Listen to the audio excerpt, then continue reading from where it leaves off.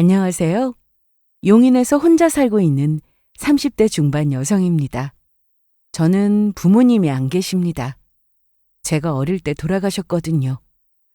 그래도 제 곁에 부모이자 오빠이자 또 때로는 친구처럼 모든 고민을 함께 들어주고 언제나 제 편이었던 친오빠가 있어 밝게 자랄 수 있었습니다. 그리고 친오빠 못지않게 든든한 남편을 만나 결혼도 했죠. 하지만 오빠가 사고로 세상을 뜨게 되자 남편은 오빠의 사망보험금을 욕심냈습니다. 저 모르게 뒤에서 딴짓을 하고 있던 것도 용서하지 못할 일인데 사람으로서 끝까지 저를 기만한 남편놈에게 자기가 얼마나 큰 잘못을 한 건지 똑똑히 알게 해주었습니다. 저는 어릴 때부터 부모님이 계시지 않았기에 친구들과 놀다가 엄마나 아빠한테 전화가 와서 집에 가는 친구들을 보면 그게 그렇게 부러웠습니다. 그래도 저에게는 오빠가 있었습니다. 나이 차이가 좀 나서 저는 아빠처럼 생각하고 오빠를 잘 따랐습니다. 오빠는 학창시절 공부를 정말 잘했습니다. 그래서 공부하다 막히는 부분이 있으면 오빠에게 물어보며 많이 배우기도 했죠. 부모님이 계시지 않으니 집안 형편이 그렇게 좋은 편은 아니었어요. 하지만 부모님이 돌아가시고 남겨진 재산이 조금 있었고 오빠가 취업해서 돈을 벌었기 때문에 부족함 없이 살았습니다. 그렇게 저는 오빠 덕분에 대학도 가고 졸업 후 취업도 했습니다. 직장 생활을 하며 남자친구도 사귀게 되었고요. 오빠는 저에게 부모와 같은 존재였기에 제가 어떤 사람을 만나는지 당연히 궁금해 했는데 직접 만나보고는 괜찮다고 생각한 것 같았습니다. 하루는 데이트를 하다가 남자친구가 집 앞까지 저를 데려다 줬는데 그때 오빠와 마주쳐서 잠깐 인사를 한 적이 있었습니다. 아, 벌써 다 왔네. 그러네. 얘기하다 오니까 금방이다. 오빠다. 오빠? 오빠, 왜 나와 있어? 아니, 나와 있는 게 아니라 나도 이제 막 도착해서 들어가려던 참이었어. 인사해. 여기 우리 오빠. 이쪽은 주영 씨. 안녕하세요. 박주영이라고 합니다. 아, 네. 지우한테 얘기 많이 들었어요. 주영 씨, 늦었는데 얼른 가. 그래요. 다음에 따로 시간 내서 만나요. 네, 알겠습니다.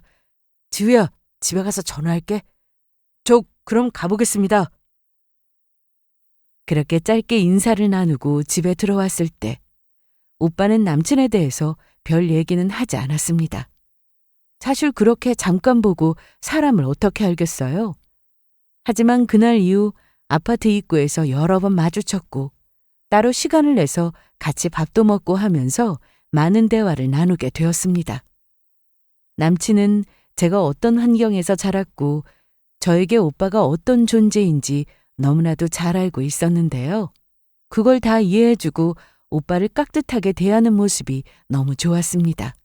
그리고 얼마 뒤 저희는 결혼을 약속했습니다. 그렇게 남친은 남편이 되었죠. 다행히도 저는 좋은 시댁을 만났는데 그러다 보니 시부모님을 부모처럼 생각하고 시댁에 잘하고 살았습니다. 물론 시모에게 섭섭한 건 있었습니다. 가끔 시모가 말이 헛나와 제 기분을 상하게 했거든요. 결혼 후 시댁에서 첫 김장을 하는 날이었는데 이날은 시부모님과 남편 그리고 저까지 다 모여서 김장을 했습니다. 그런데 시모가 저에게 말실수를 했어요. 지우야, 이걸 한번 먹어봐. 간이 어떤가? 네. 맛있는데요? 간이 딱이에요. 그래? 어디? 그래, 잘 됐구나. 이제 통에 담고 정리하면 되겠다. 그런데 시모는 뒷정리를 하면서 콧노래를 흥얼거리며 저한테 이러시더라고요. 우리 며느리는 참 좋겠다. 좋은 시부모 만나 좋은 남편 만나 팔자가 폈네 아주. 우리 아들 같은 사람 만나기 쉽지 않은 거 알잖아? 그치? 너 다른 집에 시집 갔어 봐. 부모님 안 계신 거 그거 굉장히 마이너스 요인이다. 여보, 왜요? 어머나, 내가 말실수를 했네. 미안하다, 지우야. 내가 그냥 오늘 기분이 좋아서 나도 모르게 그냥 말이 헛나왔네. 너무 마음에 담아두지 마. 이런 날이 매번은 아니었는데 시댁에 가면 어머님은 작든 크든 제 앞에서 꼭 말실수를 하셨습니다. 다른 말도 아니고 부모님 얘기를 하시면 속도 상했는데 한 번은 제가 직접 시모에게 말씀드렸어요. 조심해달라고 말이죠. 다행히도 어머님은 저에게 사과도 하시고 앞으로 조심한다고까지 하셨습니다. 그래도 그 옆에 좋은 아버님과 남편이 있어서 괜찮았습니다. 며느리 사랑은 시아버지라는 말이 있잖아요. 저는 남편과 결혼 후 아버님의 사랑을 듬뿍 받았습니다. 시댁에 가면 어머님이 맛있게 밥을 차려주시기도 했지만 아버님의 음식 솜씨도 보통이 아니었어요. 그 두껍고 굵은 손으로 뚝딱뚝딱 만들어주시는 아버님의 밥상은 정말 맛있었습니다. 그리고 오빠를 초대해서 시댁에서 같이 밥을 먹는 날도 몇 번 있었는데 아버님이 직접 만드신 잡채나 갈비찜은 따로 싸서 주실 정도로 시댁은 정이 넘쳤습니다. 이러니 제 친구들은 제가 시댁복이 있다고 했고 오빠도 마음 놓고 지내게 되었어요. 남편은 직장 생활을 하다가 저와 결혼하고 사업을 하게 되었는데 처음엔 이 사업이 정말 잘 됐습니다. 남편 사업장에 가보면 일이 많아서 정말 바빴고 해마다 직원도 늘어나는 게 눈에 보였죠. 직장 생활을 할 때와는 달리 주말에도 나가서 일을 해야 하는 남편을 위해 저는 정성스레 도시락도 자주 쌌습니다. 아침에 도시락을 챙겨 나가기도 했는데 시간이 되는 날은 제가 직접 가져다 주기도 했습니다. 자기야? 여보, 힘들게 여기까지 뭐하러 나왔어? 여기 도시락. 마침 배고팠는데 이럴 줄 알고 이것저것 싸왔지? 온 김에 나랑 같이 먹자. 직원들은 나랑 밥 먹으면 불편해하니까 나 혼자 먹어야 하거든. 알았어. 남편은 항상 직원들 편하라고 따로 식사를 했는데 제가 도시락을 싸주지 않으면 근처 식당에 가서 혼자 밥을 먹는 날이 많았습니다. 그래서 제가 이렇게 식사 때 딱 맞춰 나오면 그렇게 좋아하더라고요. 잘 먹었다. 오늘 2시면 일 마칠 수 있는데 자기 여기서 좀 기다릴래? 그래도 돼? 당연하지. 내가 사장인데. 커피 좀 마시고 있어. 나 금방 일 마치고 올게. 평일에는 저도 회사를 다녀야 했기에 이렇게 남편 사업장에 와서 같이 시간을 보내는 날은 거의 없는데 주말은 종종 이렇게 나왔습니다. 특히 토요일은 오전 근무만 하고 끝났기 때문에 기다렸다가 같이 퇴근하곤 했죠. 결혼하고도 남편은 저는 물론 오빠를 잘 챙겼습니다. 오랜만에 형님하고 같이 저녁 먹을까? 아니, 오빠 요즘 바빠. 혹시 만나는 사람 생겼어? 그럴 리가. 그럼 제일 먼저 나한테 얘기했을 텐데? 그리고 일 없어도 안 나올 거야. 왜? 저번에 기억 안 나? 전에도 몇 번 오빠를 불러 같이 식사를 했는데 저와 남편의 사이가 너무 좋다 보니 오빠는 앞으로 둘이 만나는데 부르지 말라고 했습니다. 물론 웃으면서 농담으로 얘기했어요. 그리고 저한테는 따로 그러더라고요. 지우야, 오빠 괜찮으니까 너무 신경 쓰지 마. 매자랑 둘이 잘 살면 돼. 알았지? 오빠는 제 시댁 식구나 남편에게 혹시라도 피해를 줄 수도 있으니 자기는 너무 신경 쓰지 말고 남편과 행복하게 잘 살면 된다고 했습니다. 하지만 인생이란 게 제 뜻대로 되는 게 아니더라고요. 오빠의 사랑을 받고 자라서 좋은 남편을 만나 쭉 행복할 줄 알았던 제 인생은 그리 오래가지 못했습니다. 남편이 바람을 피웠으니까요. 남편이 사업을 하고 난 뒤 중요한 거래처 사장님들과 자주 연락하게 되면서 저도 연락이나 이름 정도는 알고 있었습니다. 그런데 언젠가부터 남편 핸드폰에 제가 모르는 사장이 자주 연락을 해오더라고요. 자기야, 전화 온다. 어, 여보세요? 아, 네, 이사장이. 아이, 그럼요. 네네. 오늘요? 괜찮아요. 아, 네, 그럼 거기서 뵙겠습니다. 누구야? 아, 얼마 전부터 거래 시작한 곳인데 이따가 같이 저녁 먹자고 하네. 사업상 할 얘기도 있다고 하고. 남편의 일이 잘 되면 저도 좋은 거니까. 일요일에도 약속을 잡고 나가도 그런가 보다 하고 지냈습니다. 이런 날이 한두 번도 아니어서 당연히 또 거래처 사장을 만나는구나 생각했어요. 그래도 술자리까지 이어지면 취할 정도로 술을 마시지는 않았습니다. 제가 술 마시고 담배 피우는 걸 제일 싫어해서 남편은 연애 시절부터 담배도 안 피웠고 술도 자기 주량을 딱 지켜서 마시는 사람이었어요. 결혼하고도 그걸 잘 지켜주니 남편이 평일 주말 할 거 없이 나가서 늦게까지 일을 해도 짜증이 나기보다 이러다 몸이 축날까 그게 걱정이었습니다. 하지만 남편이 평소와는 좀 달랐습니다. 이사장이라는 사람과 통화를 할 때면 꼭 나가서 전화를 받더라고요. 중요한 전화인가 싶어 처음에는 별 신경 쓰지 않았는데 어느 날 남편의 폰을 보게 되었습니다. 서로 믿고 사는 게 부부니까 저희는 서로의 핸드폰을 신경 쓰지 않고 살았는데 남편이 어느 날 술을 마시고 들어와 잠든 날이 있었습니다. 저도 막 자려던 그때 남편 핸드폰에서 메시지가 하나 왔습니다. 보니까 보낸 사람은 이사장이라고 되어 있었습니다. 당연히 사업 얘기일 줄 알았는데 남편을 부르는 호칭부터 이상했습니다. 자려나? 혼자 술 마시고 있는데 생각나서 보냈어. 너무 보고 싶네. 친구 사이도 아닌데 반말이었고 친한 사이라 말을 놓기로 했다고 해도 이건 일하는 관계로 보이기는 좀 어려웠습니다. 그래서 거래처 사장이 정말 맞는지 의심스러웠고 결국 문자를 모두 보게 되었습니다. 이날 문자를 하나하나 다 읽어보는데 제 손이 덜덜 떨렸습니다. 두 사람은 각자 사업을 하면서 만난 사이는 맞았는데 이사장이라는 사람은 여자였습니다. 그렇게 일적으로 연락하고 만나고 하다가 친해진 모양이었어요. 그리고 넘어서는 안 될 선을 넘은 사이라는 걸 알게 된 저는 남편에게 큰 배신감을 느껴야만 했습니다. 이 사실을 누구에게 말해야 할지, 아니 말하는 게 맞는 건지 혼자 해결해야 하는지 막막하기만 했습니다.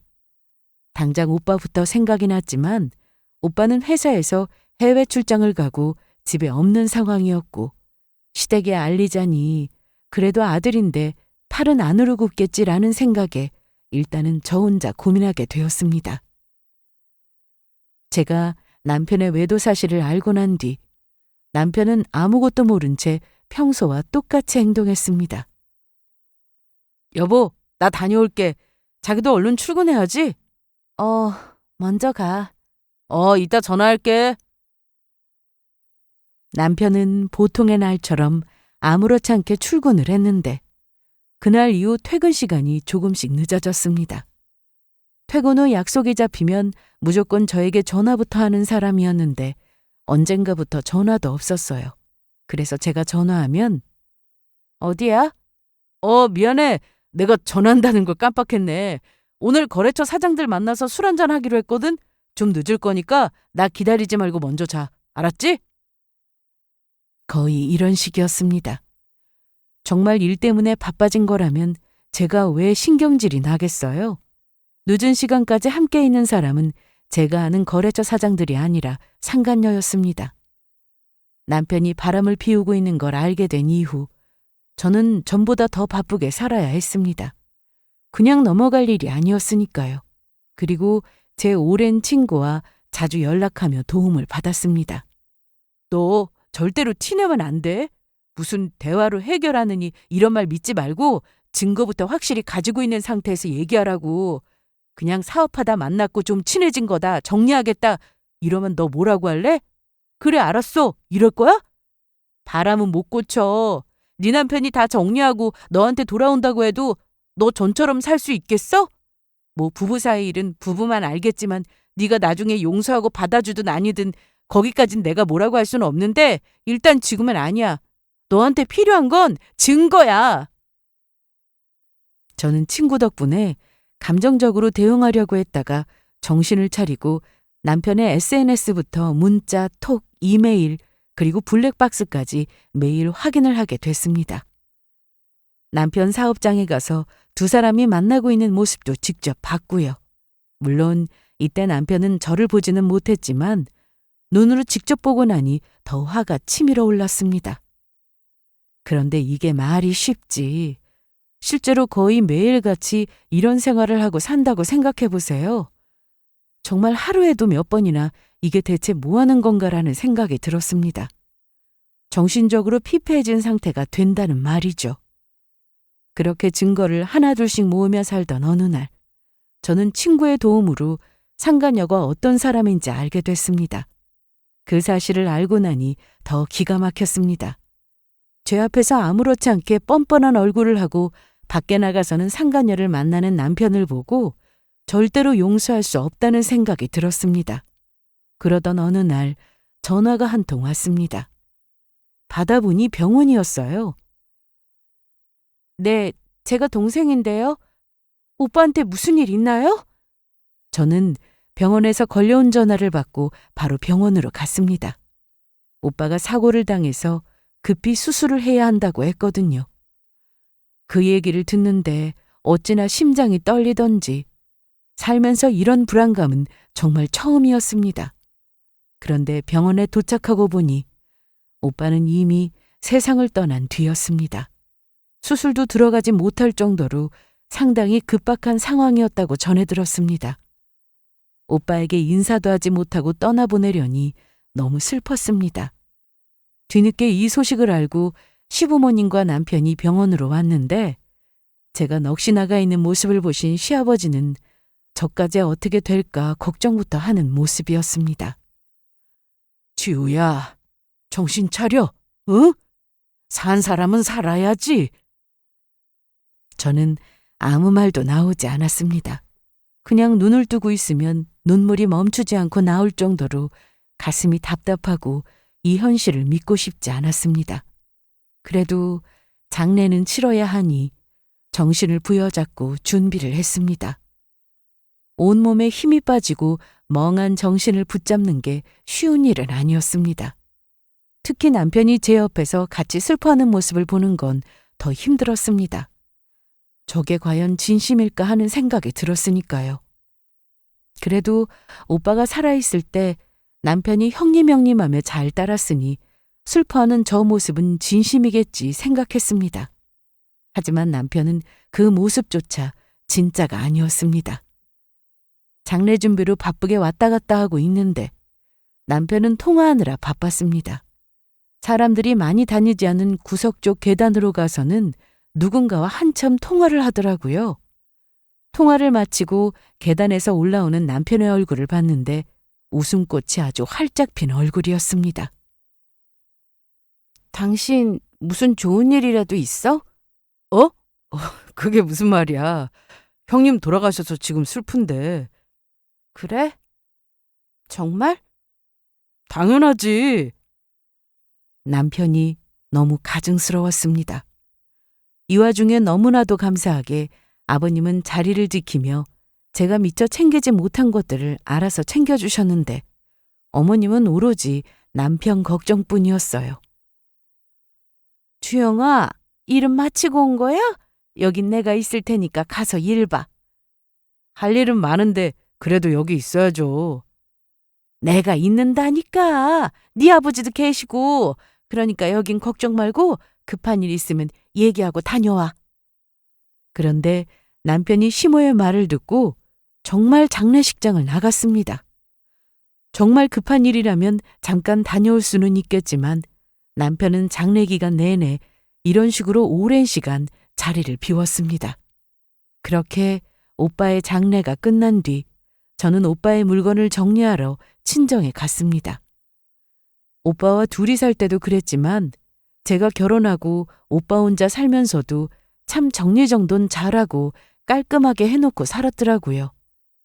제가 매일 슬퍼하고 힘들게 사는 걸 오빠도 원치 않을 거라 생각했기에 더 힘을 냈습니다. 그리고 하루빨리 남편과 이혼해야겠다 생각했죠. 사실 어느 정도 증거가 모이고 나서 시댁에 가서 말을 할 생각이었습니다. 어머님은 몰라도 아버님은 이 사실을 아시고 남편을 절대로 가만두실 분이 아니었거든요. 그런데 그것만으로는 부족했습니다. 남편이 하는 꼴을 보니 사람이 아니라는 생각이 들었거든요. 저는 오빠의 물건을 정리하면서 오빠가 가입해뒀던 보험이 있다는 걸 알게 됐습니다. 오빠가 타고 다니던 차가 있어서 명의 변경도 해야 했고 가지고 있던 재산이나 채무 등도 확인해야 했는데 그때 보험 가입 내역도 있다는 걸 확인했어요. 그래서 필요한 서류를 챙겨놓고 따로 봉투에 담아뒀습니다. 출근해서 보험사에 방문할 생각으로 전날 가방에 넣어두었는데 그걸 남편이 봤더라고요. 하지만 제 앞에서는 아무 내색도 하지 않았습니다. 여보, 나 출근할게. 오늘도 잘 다녀와. 그래. 평소처럼 인사를 하고 나갔거든요. 그리고 저는 출근 후 외근 나가는 길에 보험사에 들러 서류를 제출했습니다. 그런데 이날 저녁 남편의 차에 있던 블랙박스를 확인하다가 기가 막힌 대화 내용을 들었습니다. 이날도 남편은 상간녀를 만나고 들어왔습니다. 그게 정말이야? 그렇다니까 내가 봤어. 와이프 가방에 큰 서류 봉투 하나가 들어있길래 몰래 봤는데 형님 보험금 받으려고 서류를 준비했더라고. 그래서 보험금은 얼만데? 2억이더라. 진짜? 어쩜 이럴 때 딱 돈이 생기네? 내 말이 돈 급했는데 기가 막힌 타이밍에 가시네. 이게 웬 떡이야? 안 그래? 그러게 말이야. 그럼 이제 자기 이혼할 거야? 당연하지. 그런데 좀 걱정이네. 형님마저 죽고 없으니 나한테 더 매달리는 건 아닌가 몰라. 그럼 안 되는데. 걱정 마. 싫다는데 억지로 살 수 있어?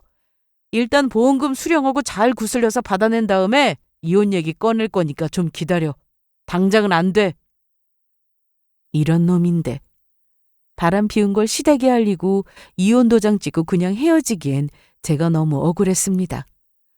적어도 제가 받은 고통만큼은 남편이나 그 여자가 똑같이 느끼게 해주고 싶었어요. 그래서 저는 친구의 도움으로 상간녀의 남편을 만났습니다. 바쁜 저를 대신해서 친구가 상간녀 뒷조사를 해서 연락처까지 알아내어 연락했는데 다행히도 저를 만날 의사가 있다고 해서 약속을 잡고 만났습니다. 처음에는 약간 걱정했습니다.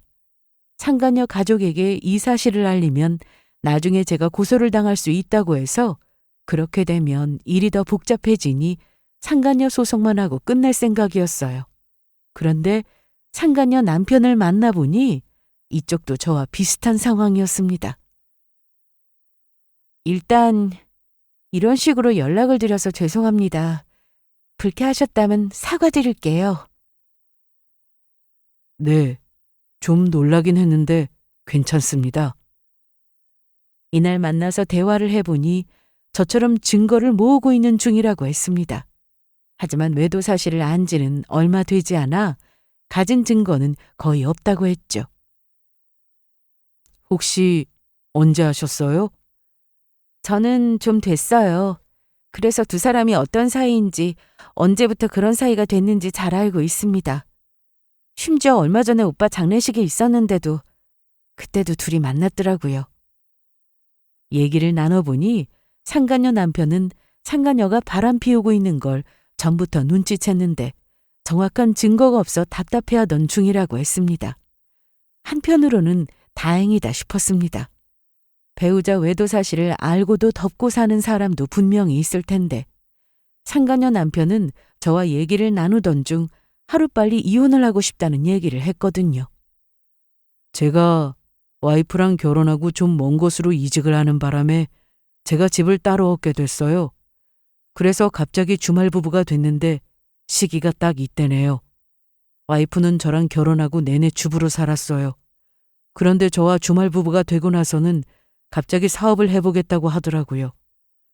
처음에는 사업도 좀 하다 그만두겠지 했는데 사람이 느낌이라는 게 있잖아요. 아무리 떨어져 지낸다고 해도 티가 났어요. 하루는 토요일에 집에 갔는데 남자 향수가 화장대 위에 있더라고요. 비닐 포장 그대로 올려져 있어서 저는 그때 당연히 저한테 주려고 산 건가 했는데 한참이 지나도 향수 얘기가 없더라고요. 그런데 제가 그 향수를 잘 알아요. 전에 써본 거라 향이 어떤지 알고 있었는데 주말 저녁에 와이프를 만났는데 와이프 향수 냄새랑 그 향이 나더라고요. 그래서 남자가 있구나. 그때부터 의심했었죠. 그래서 저는 이날 상간녀 남편과 많은 얘기를 나눴고 서로 같은 생각을 하고 있다는 걸 확인한 뒤 빨리 소송부터 진행하기로 했습니다. 며칠 뒤 남편은 예상대로 저에게 보험금 얘기를 꺼냈습니다. 뭐? 형님 앞으로 나오는 보험금 말이야. 그걸 어떻게 알았어? 그냥 우연히 안방에서 봤어. 그런데? 요즘 내가 사업이 좀 어려워서 그런데 내가 그 돈 쓸 수 있을까 해서. 어떻게 그런 말을 해? 그 돈이 무슨 돈인 줄 당신이 더 잘 알면서? 일단 내가 잠깐만 쓰고 돌려줄게, 어? 그 말을 어떻게 믿어? 어떻게 믿냐니, 우리 부부잖아. 그렇지, 우리 부부지. 그런데 그 돈은 1원 하나 못 쓰겠는데 어쩌지? 남편은 이날 돈 얘기를 꺼냈고 저는 싫다고 거절했습니다. 그러자 갑자기 화를 냈어요. 아니, 넌 대체 언제까지 이럴 건데? 형님 그렇게 된 건 나도 안타까워. 마음 아파. 그런데 형님도 그 돈이 꼭 필요한 데 쓰이길 원하지 않겠냐? 다른 사람도 아니고 나야. 형님이 살아계셨을 때 나한테 어떻게 했는지 당신이 더 잘 알면서 돈 앞에서 이렇게 매정하게 굴 거야? 맞아. 우리 오빠가 당신을 정말 예뻐했었지. 그러니까 나 달라고. 내가 그 돈으로 사업이 더 잘 되면 당신도 좋은 거 아니야? 당신 잘 되면 형님도 당연히 좋아하실 거고. 남편이 저리 말하는데 너무 황당했습니다. 사업이 잘 되면 제가 좋은 게 아니라 상간녀가 좋은 거겠죠.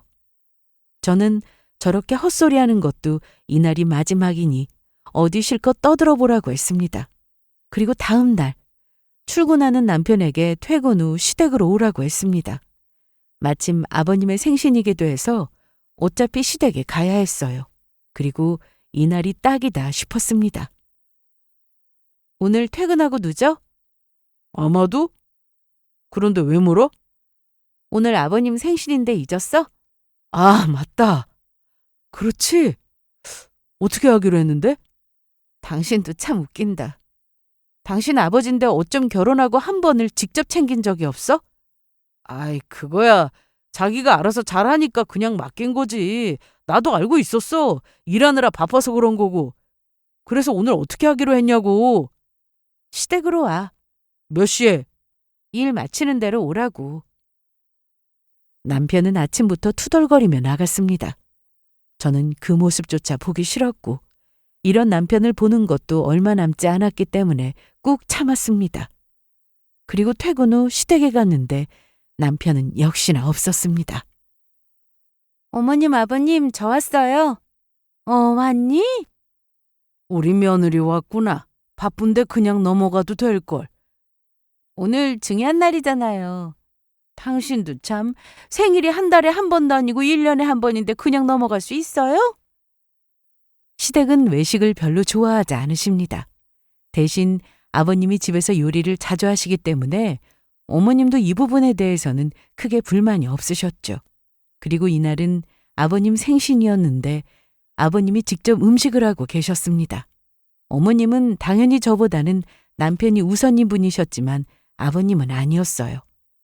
항상 저에게 아빠처럼 대해주셨고 시댁에 가면 언제나 반겨주셨죠. 남편이 사고만 치지 않았다면 어머님이 저한테 좀 섭섭한 말씀을 하셔도 다 참고 살 수 있었습니다. 하지만 아무리 좋은 시아버지가 계시더라도 뒤에서 딴짓하는 놈과 같이 살 수는 없는 일이죠. 그리고 이날 작정하고 터뜨릴 생각이었습니다. 음식이 거의 만들어지고 상을 차리고 있을 때 남편이 시댁에 도착했어요. 엄마, 저 왔어요. 우리 아들 왔어? 일하고 오느라 힘들었지? 얼른 손 씻고 와. 밥 다 차렸어. 네. 그리고 저희는 식사를 시작했습니다. 아버님은 유독 저를 예뻐하셨는데요. 우리 주영이가 배가 고팠구나. 얘, 너 뭐 하고 있어? 네 남편 국 더 떠다 줘라. 참, 우리 지우도 밥 먹고 있는데 뭘 시키려고 그래? 직접 떠다 먹으면 되지. 주영이 네가 가서 직접 가져다 먹어. 아, 됐어요. 아들, 그냥 앉아 있어. 엄마가 가져올게. 어머님은 식사 중에 반찬이 부족하거나 하면 저에게 가서 가져오라고 하십니다. 물론 제가 충분히 할 수 있는 일인데 아버님은 제가 결혼 초 밥을 먹다 말고 계속 왔다 갔다 하는 모습을 보시고는 먹고 싶은 사람이 가져오라고 하셨습니다. 이날도 어머님은 습관처럼 남편 국을 더 가져오라고 저에게 말씀하셨지만 아버님 말씀에 저는 편하게 식사할 수 있었습니다. 그런데 시모가 이게 불만이었는지 국을 떠와서는 저한테 이러시더군요. 지우, 넌 아무리 아버지가 가만히 있으라고 해도 그럼 안 되는 거야. 네? 우리 아들 나가서 고생하는 거 너도 알잖아. 네, 뭐? 네? 내 말이 웃음니? 아니요, 저도 알아요. 남편이 요즘 많이 바쁘더라고요. 아니, 그걸 아는 애가 네 남편 국 떠다 주는 게 그렇게 어렵냐? 어려운 게 아니라 하기 싫어서요. 뭐야? 어머님이라면 좋으시겠어요? 밖에 나가서 일하느라 바쁜 게 아니라 다른 여자 만나고 다니느라 바쁜 남편이 뭐 이쁘다고 국을 떠다 줘요? 아니, 너 그게 무슨 말이냐? 우리 주영이한테 여자라도 있다 이 말이야? 네, 주영아, 이 말 사실이야? 지우가 방금 한 말 사실이냐고? 그러자 남편은 당황했는지 아무 말도 못했습니다. 눈동자만 열심히 굴리고 있더라고요. 왜 말을 못해? 나한테 무슨 여자가 있다고 그래? 오늘도 힘들게 일하고 왔구만. 그렇지? 지우, 너 말 조심해라. 이게 뭐 하는 거냐? 어른들 앞에서. 장난도 정도가 있지. 부모 없이 자랐어도 이 정도는 구분할 수 있어야 하는 거잖아? 어머님, 제가 부모님 없이 자랐어도 할 말 못할 말 구분은 할 줄 압니다. 그동안 어머님이 저한테 아무렇지 않게 툭툭 내뱉은 말에 상처받고 속상했지만 그래도 어머님께 따진 적 한 번도 없습니다. 그러니까 방금 하신 말씀은 사과해 주세요. 뭘 사과해? 부모 없이 자라서 그렇다는 말 사과하시라고요. 사과 못해. 네가 행동 거지를 똑바로 했으면 내가 그런 말을 하니? 그럼 부모님이 있는데도 나가서 쓰레기짓 하고 다니는 어머님 아들한테는 뭐라고 하실 건가요? 저는 부모 없이 자랐어도 그런 짓은 못해요. 아니, 안 하죠. 배우자 두고 바람 피우는 그런 짓은 안 한다고요. 어머님은 자기 아들을 험담한다며 저에게 계속 뭐라고 하셨고 아버님은 남편을 다그쳤습니다. 너 임마 사실이야? 응? 아니에요, 아버지. 지우 제가 뭔가 오해를 하고 저러는 것 같은데. 이지현, 나도 이름 알아. 네가 만나고 다니는 그 여자. 지우야, 그 사람은 그냥 거래처 사람일 뿐이야. 여자라서 네가 오해를 했나 본. 아, 그래? 내가 오해한 거야? 그래. 너는 거래처 사장하고 이런 사진도 찍냐? 저는 전에 남편 폰에서 본 두 사람의 사진을 꺼내 보였습니다. 그 사진은 누가 봐도 보통 사이처럼 보이지 않은 그런 사진이었는데 그걸 본 시부는 남편을 바로 때렸습니다. 아니, 애는 왜 때려요? 너 이 자식, 이게 뭐냐? 너 미쳤어? 아버지, 이건 그냥 찍은 거예요. 아무 의미 없다고요. 저는 남편이 거짓말을 할 때마다 계속 새로운 사진을 꺼냈습니다. 그리고 블랙박스에서 둘이 나눈 대화 내용도 시부모님께 들려드렸고요. 아버님은 이날 모든 사실을 아시고는 밥상까지 엎으셨는데 어머님은 그 와중에도 자기 아들 편을 들었습니다. 세상에, 어떻게 우리 주영이가 바람을... 믿을 수가 없다, 믿을 수가. 너 혹시 네가 우리 아들 힘들게 한 거 아니냐? 네? 남자는 여자하기 나름이라고 했다. 그런 말이 괜히 있는 게 아니라고. 네가 어떻게 했길래 우리 아들이 바람을 피우냐? 응? 자기 아들 바람 핀 걸 제 탓을 하자 시부는 시모에게 큰 소리를 쳤습니다. 그 입 안 다물어? 그러게 저 자식 어릴 때부터 감싸고 돌지 말라고 내가 몇 번을 말했어? 내가 뭘요? 아참, 당신 나한테 부탁한 돈 말이야. 무슨 돈? 우리 오빠 보험금. 그건 또 무슨 소리야? 아버지, 아니에요, 아무것도. 뭐가 아니야. 당신이 그랬잖아. 당신이라면 충분히 그 돈 쓸 자격이 된다며. 그래서 저는 이날 남편과 상간녀가 차 안에서 제 보험금 얘기를 한 내용까지 다 공개했습니다. 그걸 들은 시모는 너무 놀라 아무 말도 하지 못했고 시부는 남편 멱살까지 잡았습니다. 내가 너 이렇게 키웠어? 응? 사람답게 살아야 한다고 내가 그렇게 말했는데. 아버지, 숨 막혀요, 아버지. 이거 놓고 말해요. 우리 주영이 숨 막힌대요. 너 오늘 내가 절대 가만 안 둬. 아버님은 이날 불같이 화를 내셨는데 제 앞에서는 항상 다정하신 모습만 보여주셨기에 저 역시 많이 놀랐습니다. 이날 아버님이 더 크게 분노하신 이유는 남편이 저 모르게 외도를 저지른 것도 있었지만 저에게 오빠의 보험금을 받아내고 이혼할 생각까지 하고 있다는 걸 아셨기에 더욱더 화를 내셨습니다. 그로부터 며칠 뒤 저는 소송을 시작했습니다. 어머님은 체면을 중요하게 생각하시는 분이라 무슨 일이 있어도 이혼하는 건 절대 안 된다고 했답니다. 지우야, 이혼만은 하지 말자. 내가 싹 다 정리할게, 어?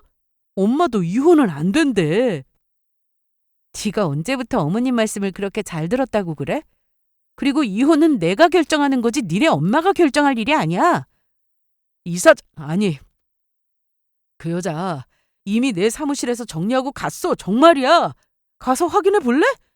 아니, 그게 쇼든 아니든 상관없어. 어차피 너랑은 이혼이니까. 너 같으면 같이 살겠냐? 뭔 짓을 하고 다녔는지 내가 어떻게 알아? 그냥 친하게 지냈을 뿐이야, 정말이야. 그래, 그렇게 평생 살아. 저는 이혼 소송에 이어 상간녀 소송도 진행했습니다. 힘들게 증거를 모으던 때를 생각하니 그렇게 제 자신이 비참하고 괴롭고 그랬는데 이 증거들로 두 사람이 아무 말 못하는 모습을 보니 속이 다 시원했습니다. 남편은 상간녀 소송 진행 사실을 알고 난 뒤 저에게 더 빌었습니다. 자기야, 지우야, 왜 그러냐? 왜 이렇게까지 하는데? 내가 잘못했다고 하잖아, 어? 왜? 마음이 아파? 사랑했던 여자라서? 아니, 그게 아니라 그냥 조용히 끝내자는 거지, 내 말은. 너라면 그러겠니? 너네 이 상황에도 둘이 연락하고 지냈잖아. 내가 모를 줄 알았어? 저는 증거를 다 모으고 소송을 시작하고 나서도 여전히 남편이 집에 들어오면 블랙박스를 확인했어요. 남편은 무슨 생각인지 집에 들어오기 전에 블랙박스 지울 생각은 못하고 핸드폰만 잠궈놨더라고요. 네 걱정이나 해. 뭐? 너 지금 그 여자가 소송당해서 불쌍하고 안 되어 보이고 그러나 본데 그건 남일 아니야. 네 인생 걱정이나 하라고. 남편은 이날 제 말을 제대로 이해하지 못했습니다. 저는 얼마 뒤 남편과 이혼을 하게 되었는데 네가 원하는 대로 이혼했으니까 상간녀 소송은 그만둘 수 없겠냐? 못하겠다면? 너 사람이 그러면 못 써. 지금 이 사장이 얼마나 힘들어하는 줄 아냐? 그걸 내가 왜 알아 해? 내가 그동안 힘들었던 건? 내가 힘들 때 당신은 뭐 했어? 이미 지난 일이잖아. 충분히 사과했고.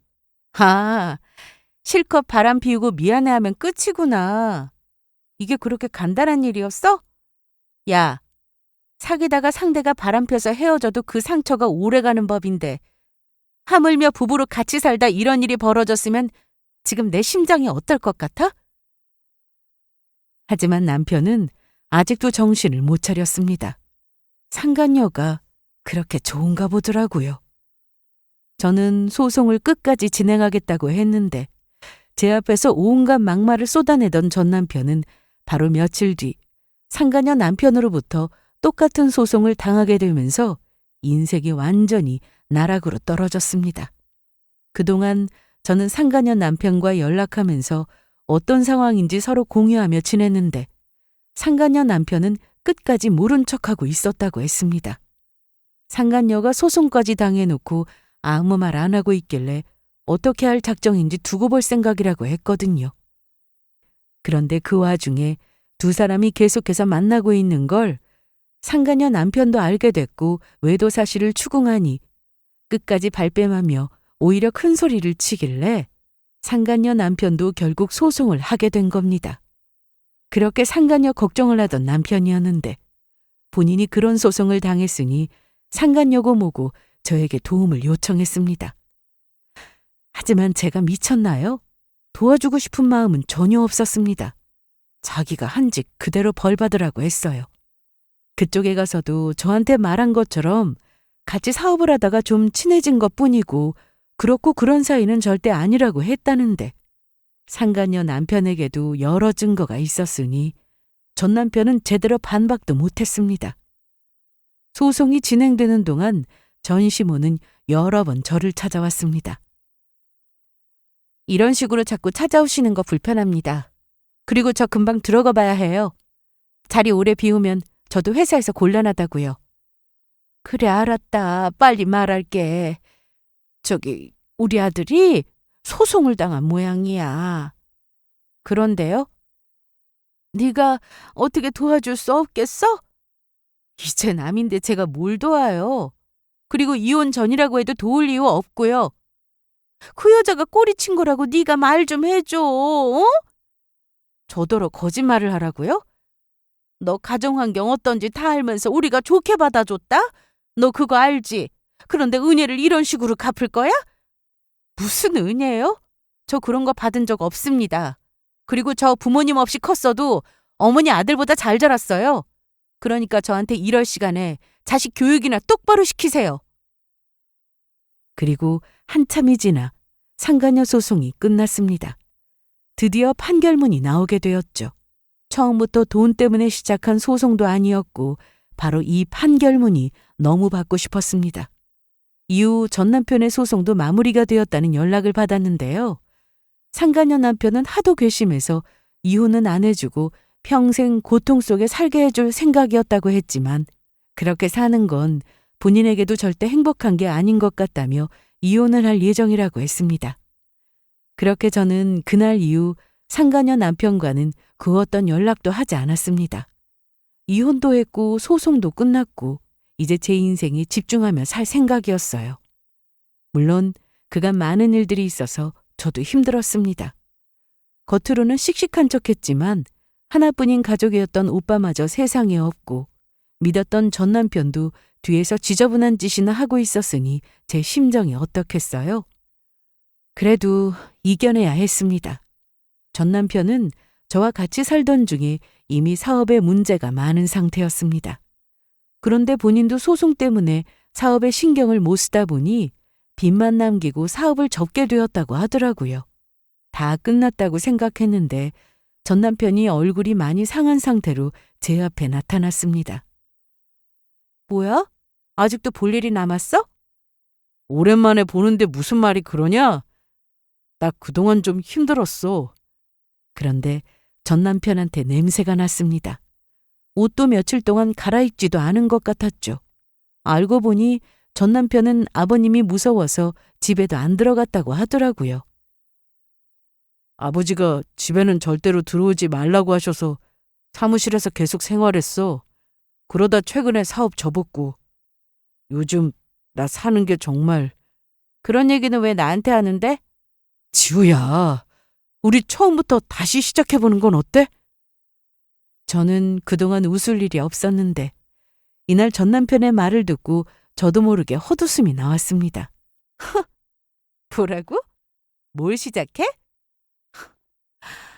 제발 부탁인데 내 옆에 나타나지 좀 마. 나도 고민 많이 하고 왔어. 나 진짜 힘들어. 우리 다시 잘해보자. 어? 내가 사업하면서 여러 사람 만나다 보니까 순간 어떻게 됐나 봐. 그런데 원래 나 그런 사람 아니었던 거 너도 알잖아. 나 너밖에 모르는 사람인 거 너도 알잖아. 아니? 몰라. 그리고 너는 그게 자꾸 실수라고 하는데 나한테 안 들켰으면 너 계속 그랬을 거잖아.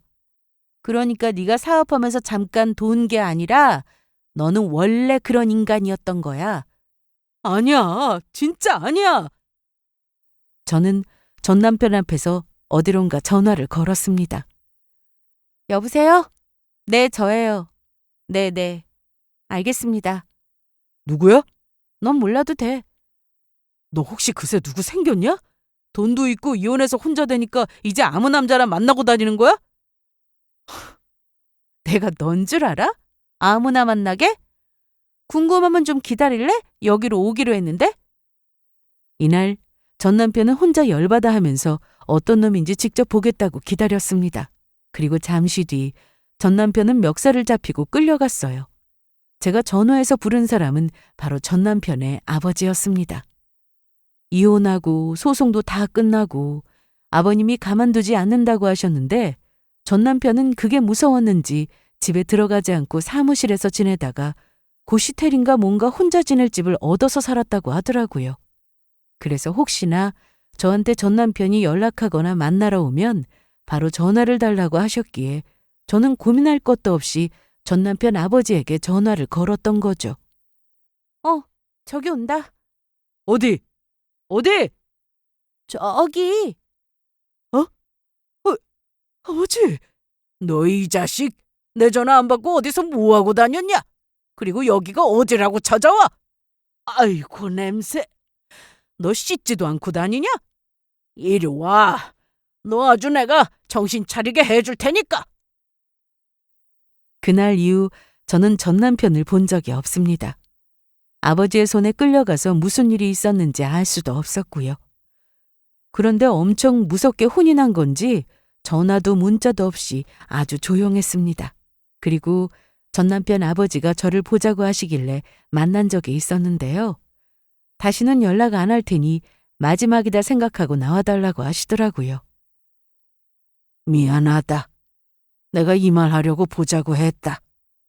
사실 사과받을 사람은 전 남편과 그 상간녀였는데 그동안 저에게 정말 잘해주셨던 아버님이 눈물까지 보이면서 사과를 하시니 마음이 좋지 않았습니다. 그리고 자리에서 일어나시면서 봉투 하나를 주셨습니다. 이게 뭔데요? 나중에 너희 살다가 애라도 생기면 주려고 모아뒀던 돈이야.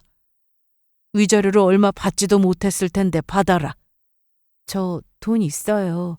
지훈이가 돈 없을까봐 준 거 아니야. 내가 미안해서 그래. 자식을 잘못 키워서 네 인생 힘들게 한 거 미안해서 주는 거니까 받아.